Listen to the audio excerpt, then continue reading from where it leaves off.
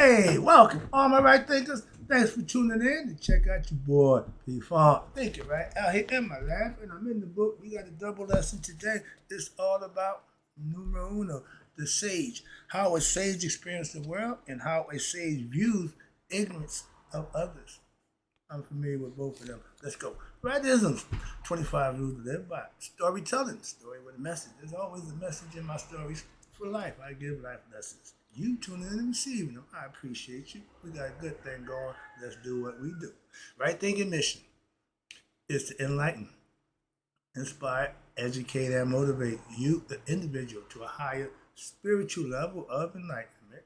Right thinking way of life through mental and spiritual discipline, practice daily, will help and guide you to obtain your goal of reaching spiritual enlightenment, aka know thyself or sagehood. My mission is that all right thinkers know thyself. If you're a right thinker, your goal is to know thyself. See where we're going with this? So let's get that together. I asked the question, do you know you? You will when I'm through. That's what I do for you. It's rhetorical, but if you don't have the answer for yourself, tune in. I got you. A person who knows not and knows not that they know not is foolish. Disregard them. Don't be them. A person who knows not and knows that they know not is simple, but you can teach them. That's why I do what I do for you. I appreciate you too. Stay tuned. I got more for you. A person who knows not and believe and think that they know is dangerous, avoid them. I do. A person who knows and knows not that they know is spiritually asleep. I can awaken them. I'm the spiritual alarm clock here to wake you up with knowledge of self. That's what I do for you. A person who knows and knows that they know is wise. Follow them. All these persons reside in you. Right thinkers know thyself and true. Maya be true. Right thinkers, P-Funk philosophy on a sage is someone who knows him or herself, male or female. Okay, that means you have knowledge of self. And we're going to talk about how the sage reacts to experiences of the world and how a sage views ignorance of others. Let's go. Good stuff. Now, due to spiritual ignorance of self, most human beings' minds is carried away with what? The beauties of creation, the physical world, because these excite the senses, the five senses of the body. And they satisfy the delusions of their egoistic mind, which rise to the premise that the world of time and space holds abiding happiness. You think something in the world gonna make you happy. You think having stuff in the world gonna make you happy. That's delusional, okay? And you're wrong. Let's go. That's not a sage way of thinking. Matter of fact, it says the ignorant people. So, thus, your mind constantly swings back between happiness and displeasure. The roller coaster. Feel good, bad. Feel good, bad. So with every good feeling comes a bad feeling. That's not no way to live. Smooth that thing out. Ride it. But like a wave in the oceans, rise and recede. They come and they go. However, a sage, this is what you want to be, right thinkers, having discovered him or herself and steadfast point within themselves, look on the various forms of multiplicity in the physical world, the phenomenal world, and the various conditions and prosperity and adversities as just passing waves as if in the ocean. This too soon shall pass. Whatever it is, come good or bad. Don't get too caught up in that. That's what they're trying to tell you. A sage, we tend to get past that. But in the real sense, a sage never loses sight of the fact that the ocean, okay, the big picture, is there no matter how many waves may stir up or how many storms may rise. A person with ordinary understanding becomes fascinated with the sizes. Why? It's like kids with the rainbow. They see bright colors. They get excited. They get all crazy. Okay? That's luring you in. And its forms. You get caught up in the size, fascinated with the size and the forms, that appearance of the waves, and forgetting that it's all just the ocean. Okay? But having discovered that stable point, aka self-knowledge, which is supremely fulfilled and unchanging. Once you know you, you won't go back to not knowing you. It's permanent change. Okay, one-shot deal. Okay, so a sage now looks on human experiences, his day-to-day life. Watch this, with a detached eye. It ain't that big a deal. It ain't that important. Don't invest everything in that nonsense, okay? All the drama. But you deal with life as it with a detached eye, and thus you're never caught up in the waves of what? Emotion. People think I'm cold, calm. No, I just don't accept my emotion to lead me down that nonsense that y'all do. Okay? I have emotion, I just have control over them. That's self-mastery. In which most people experience and cannot control. Okay? A sage, aka right thinker, I'm trying to get y'all to that philosophy in your mind, is ever aware, always conscious of what? The absolute reality. Living in the moment. Ain't caught up in what he did yesterday. Ain't worried about what's going to happen tomorrow. Live in the now, the moment. That's what's real. Which transcends duality. Why? Because therefore, you experience peace where? In any and every condition that you involve. Why? Because you have it internally. It's not based on what's going on outside yourself. Why? And why? Watch this. At the same time, you still being aware of what? The relative world which you live in, time and space. Never lose track of that. A sage does not fear death. Why not? Death only comes to the ignorant. He's enlightened. Death don't come to the enlightened. Having discovered what? Him or her own immortality. That's why. That's why. See? A sage is one with the universe. You became contact with one. You and God are one. The Father and I are one. And now having discovered your innermost source of the cosmos within him or herself, that's knowing thyself. That's reaching nihas. That's becoming spiritually enlightened. That's knowing God for yourself. That's becoming sage or saint. Even while you engage in your various works which uplift humanity, such as teaching, writing books, healing, and encouraging others, motivation to develop virtuous, righteous qualities which would lead to what? Self-knowledge. That's the ticket. That's the whole purpose of what? Being here. The sage, an enlightened being, looks upon all of these activities in life with the same type of disdain and detachment and dispassion. Ain't no big deal. But no, ain't no big deal. But no, if you still stuck up on, you ain't reached sagehood. Okay, and you detach, that's like an actor who looks upon performances on the stage of the theater, but the sage identifies him or herself with the self and not the body, the physical self. Ego thinks it's the body. So therefore, any activities of the body are like activities in a dream world. Ding, ding, ding, ding. You realize the difference between the reality and the dream state. Just as activities seem to have a purpose while in the dream, but once you wake up, there is no purpose and there's no more dream. Okay, imagination in the mind. But the sage has woken up to what? Reality. You see it for what it really is, in which transcends what we know to be ordinary experience. Super consciousness, ESP, extrasensory perception. That's you knowing how to use your senses outside of the five physical ones. You learn how to think right. This is the sense you need to master. And you're in the phenomenal world of time and space, while an unenlightened human being will continue to what? Believe the world and their bodies to be real and abiding. Leave them be. Why? They got to find out for themselves. If I'm giving you knowledge and you ain't accepting it, that's not my fault. Moving on. Teachers don't feel bad when the students fail. Why? My job is to teach. Your job is to learn. And show me by taking the test and proving what you learned. I'm a 90% man. When I'm studying, I'm getting 90% out of it. Okay, you can get back 90%. I mean, I'm paying attention. If you are 50 or 60, you ain't paying much attention and you ain't too smart. 70, you average. That's okay. I tell my kid, you want to be average? I got 3 grandsons, and all of them in school, and all of them got a 3 point something GPA. That's excellence in the family household. Education is a must. It's not a minus, but a plus. And that means you have knowledge. You can comprehend and learn whatever they're teaching you, and you give it back at an 80% rate. That's fine.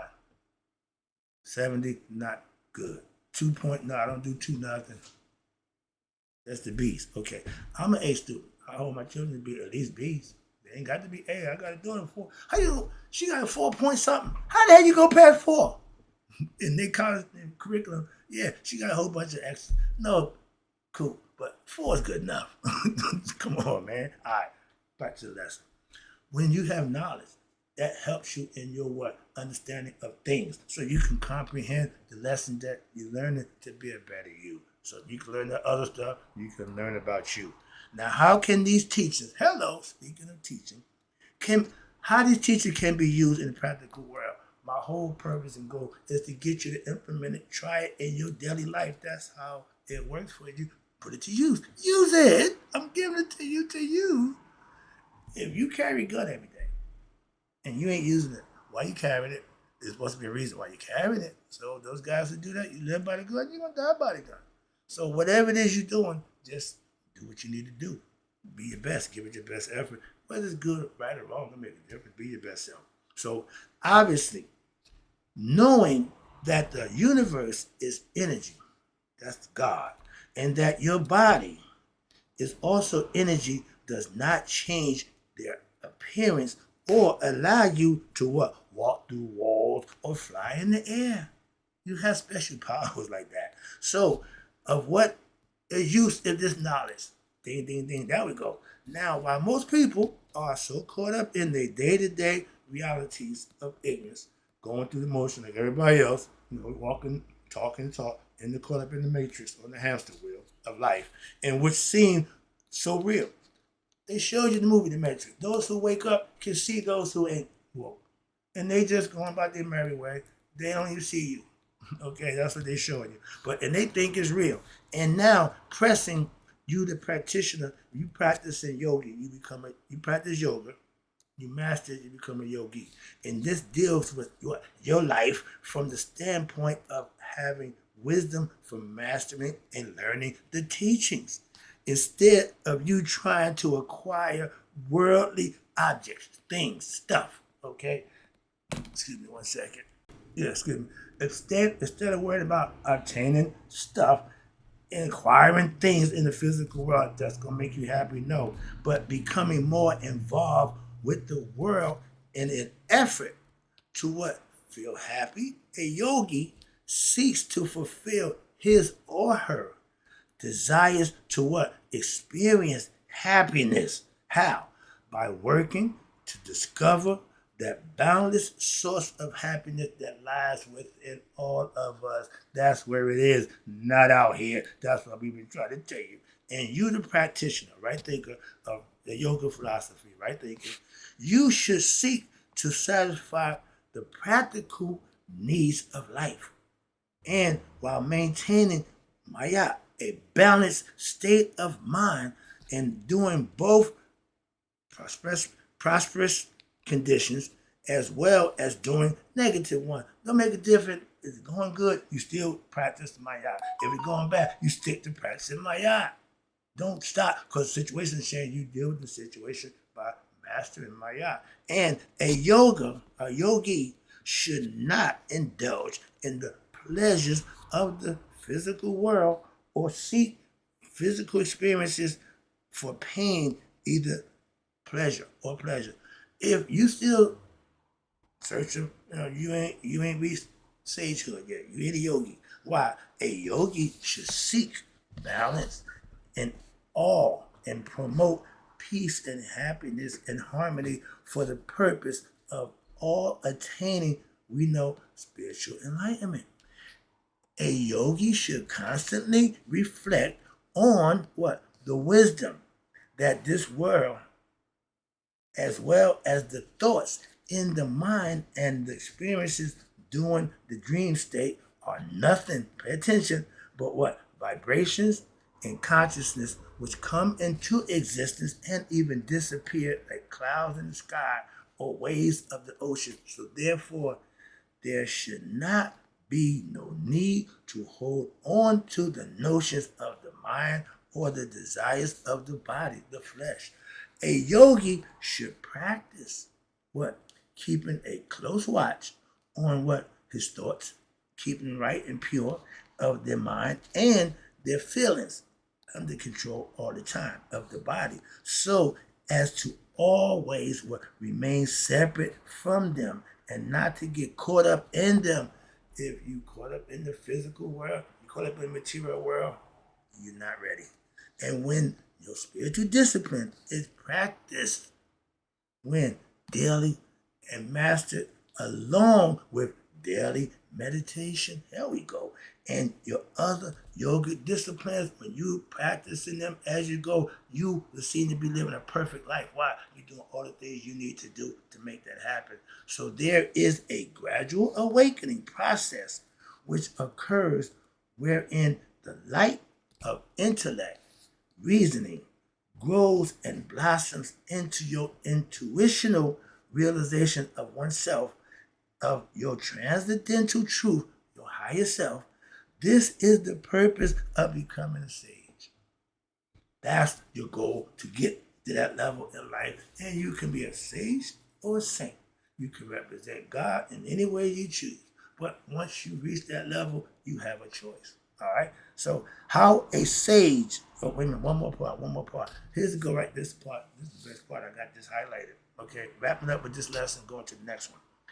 An enlightened sage cannot suffer or feel elated over any physical development in the physical or astral plane, since a enlightened sage is one who have discovered and had their own experience that these two planes are both emanations from the one true self, which is we call the absolute and the transcendental reality. That's knowing this is having experience of this. A sage cannot fall prey to the worries and the anxieties over which most people suffer as they live their daily lives in ignorance, having experienced this higher reality, advanced knowledge, reality, and now a sage has become what we call liberated. From what? From ignorance.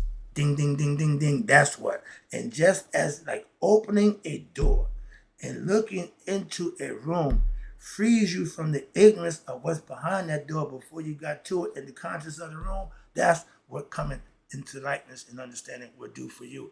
That dark, they come at the dark side, go in that room, cut the light on, find out about yourself, know yourself, okay?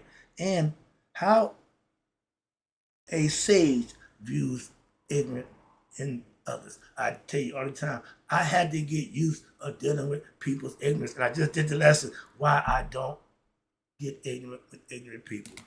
This will explain my cause right here. I practiced this. I just gave that lesson. Let's go. All right.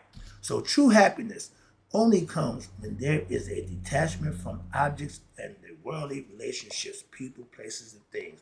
They no longer are priorities of your desires. Be they considered pleasurable or a source of pain, makes no difference. Why? Because when there is steadfastness, I'm on my ground all the time. I'm God conscious. I need to be doing the right thing. I hold myself accountable to do just that. And that's a state of mind from my inner self. I owe that to myself. And when these qualities have been developed in yourself, you now reach peace and you have joy that only can be experienced from you at any time. You can go to that place anytime. I just tell you, that's my place I go to. Such as a sage, again, true happiness and peace is experienced when your mind is not affected by the waves of physical pleasures of the flesh or the pain of the desires of flesh. By not getting what you want, you suffer that. So therefore, a sage is said to be beyond world, peaceful and independent and radiant. All those are qualities that you have inside. And peaceful, abiding in oneself always. I don't go outside myself. Independent, doing what you need to do for you. Knowing him or herself to be like an actor in the theater of creation and radiating what? The peace and love and joy that one experiences from being what? United yoga with what? The source of all, God, through what? Daily meditation, communion with God. I am God conscious. I'm not a God fan. Okay, I don't run around hoop holler about God. I teach you how to get his attention by doing the things I know I did to get his attention. That's all I can tell you about. Mine's not somebody else's. Okay, and watch this. When you commune with the source, God, now thus you have a sage who is what? Humble. That guy wasn't humble. He ain't humble. I'm humble. Spiritually humble. Why? Lessons in life that I learned. A sage is as humble as a blade of grass. Why? Because he or she knows that their human existence is fleeting and fragile. It ain't all this cracked up to be. I'm not caught up in it. Again, a sage views the pride, arrogance, and egoism and unenlightened personalities as all manifestations of the state of one ignorance. And for those persons, and thus is filled with boundless compassion, forgiveness for others, and they have a deep-rooted desire to alleviate their pain and suffering. How? By showing them the way to what? Self-discovery, knowing thyself. That's my motto. That's what I'm doing, which is the supreme eradicator of what? All ignorance that brings on miseries in one life. If you eradicate the ignorance by doing the stuff that causing fetters, you live a good life. I call it a blessed life. You live a right life is a blessed life. Why? You get rewarded for living right. The sage is not attached to anything in this physical world and does not need anything from the world to experience his or her own peace and happiness within themselves. So therefore, a sage is free from the world and any pain or sorrow which the world could inflict if you are caught up in it. They can't disappoint me. You can't make me happy. I don't like the views I'm getting, but that don't make me who I am one way or another. Oh, if I have a lot of views, that mean I'm good. A little bit of views mean I'm bad. I don't get caught up in that. That's the difference in what it says. It don't affect me one way or another. Thus, it's easy to say. Yeah, we all do that now, but I'm just speaking from a sage perspective. I tell you all the time. Thus, a sage has risen beyond all, what's this? Karmic entanglements. Got to put a pin in this. I just made the point. If you're living right, when adverse situations gonna come, situations that's gonna hurt you or make you uncomfortable, when those adverse situations come up, you just smooth right through them. I take a hit and don't even recognize why. I just take it and keep on going. It don't knock me out. Oh, every time a personal problem, they just fall out and wild out. But again, when you take yourself out of a whole bunch of nonsense, I don't involve myself with a whole bunch of people, so I'm not entangled in a whole bunch of nonsense. When I was running wild, I stayed in nonsense. Now I enjoy my solitude, my lonely, not my lonely time, but my downtime, I call it, where I can spend time with my higher self. But even while living in this modern society, I took an ancient concept and I modernized, like Tia Turner did the black and white. He colorized it. I modernized the philosophy that still works to this day. That's my point. But many people will consider themselves to be what? Free individuals. Every ignorant person think they're free or believe they're free. Why? They are free to do whatever they want. That's freedom, yeah. But yet, they do not pursue what? Their lofty goals or act out their true feelings because they are what? Afraid of what others might say or feel about them. That's low self-esteem. I don't give a damn what somebody think or feel about what I say and do. And I ask anybody who doing them to say the same thing too. So it ain't just me. Okay, understand that. They are afraid of embarrassment. I'm not afraid to come on here and let myself hang out. Why? That's what I do. I'm not worried about being rejected. If you don't like what I'm doing, that's your prerogative. You got that right too. Or I'm not afraid of being hurt by others. I don't invest this in nobody. So my heart been broken 50 years ago. Ain't been broke since. Why? I keep it protected. That's why. If you don't learn from the first one, you keep making the same mistake over and again. Learning means I learned from it. I'm not doing that again. I went to prison one time. I ain't doing that again. What? The stuff that got me in, I'm not doing that no more. This is because you have an egoistic need for acceptance. And that's when your ego is in control. It worries about what we think about it, how I look, is everything right? Do I look good? Do I sell? That's ego. That's that numbness we got running the country. He's ego-ridden. Everything's about him. He ain't the only one, but he's in a prime position to make a perfect example. That's why I keep using him. It's too easy. You can know what I'm talking about. All right. But the ego needs to be accepted. He mad at people who didn't air his presidential stuff. Nobody want to hear that nonsense you talking. Simple as that. You ain't that important, dude. Full of himself. Again, moving on. But prove my point. Sages don't act like that. And egoistic people need to be accepted. And watch this. They need dominance over their lives. And that determines what? Their limitations, feelings, and thoughts. He wants to control every dynamic, and he can. And what he can't control, he don't know how to deal with. Oh, he's low IQ too. So he ain't that smart across the board. He wants you to believe. Those people, I'm really smart. Don't listen to them. They're not smart. You should show me how smart you are. Not tell me. No. Show me. And what I'm saying, dude, moving on. I'm tired of dealing with that guy. But the purpose is he ain't sage material. All right. So, and they live their life in fear, and they do not realize their full potential, or they even discover their deeper or true self, aka God within them. They'll never find God. Okay. They're going to die. They're going to reincarnate. Why? They didn't get this one right. Why? Also, a sage is one who's free from the physical desires which impel your soul into varied experiences even after death, and it leads one to what? Reincarnation.